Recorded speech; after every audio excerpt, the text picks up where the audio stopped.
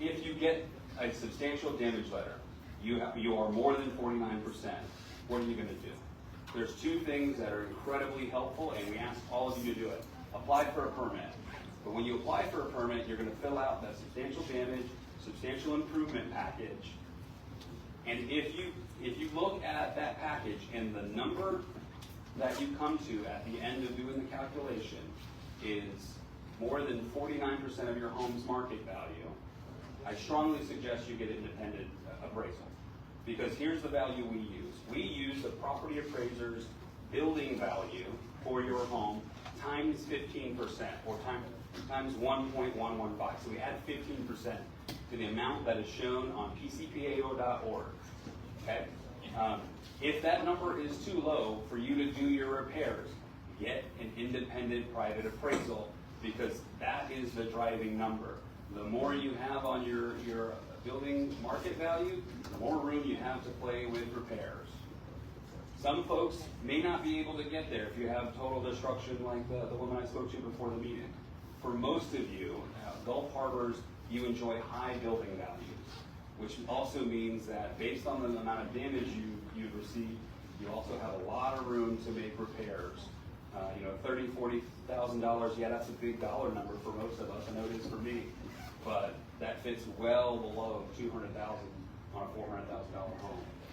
So there's a lot of room to work. So I want to give you a little bit of hope there, but absolutely those two things. Now, the other thing that is super helpful when filling out your substantial determination package is pictures. I think everybody in here probably has a smartphone or some device that is taking digital photographs. Send those to us. That helps us. If you had 3 foot of water outside your house, but you only had 3 inches of water inside the house, and you got a water line you can show us. Because that's going to help our floodplain folks make a determination that is different than your home is substantially damaged. Our mind can always be changed on the substantial damage. That letter is just the first step for you. We are required to take that step. We don't necessarily want to hold you up any longer, but we cannot issue a permit until we give you a substantial damage or not damage determination. One way or another, we have to do that. And that's the processes that has taken a bit of time here for the past few weeks, because we had to get inspectors here to do it. Can you talk about who we got here to do that? Yeah. So our normal size staff for inspections is about 74 guys.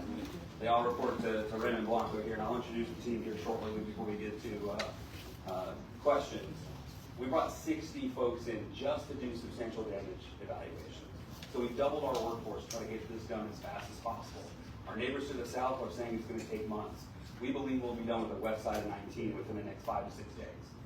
So, and Gulf Harbors here specifically, we've got 70% done. So we are working as fast as we can to get those determinations made so that our flood folks can look at your packages and issue you permit or help you work through the next steps of what you're going to do to recover. That answer your question? Yeah, they were doing 500 a day. Now you said they're up to 600 a day?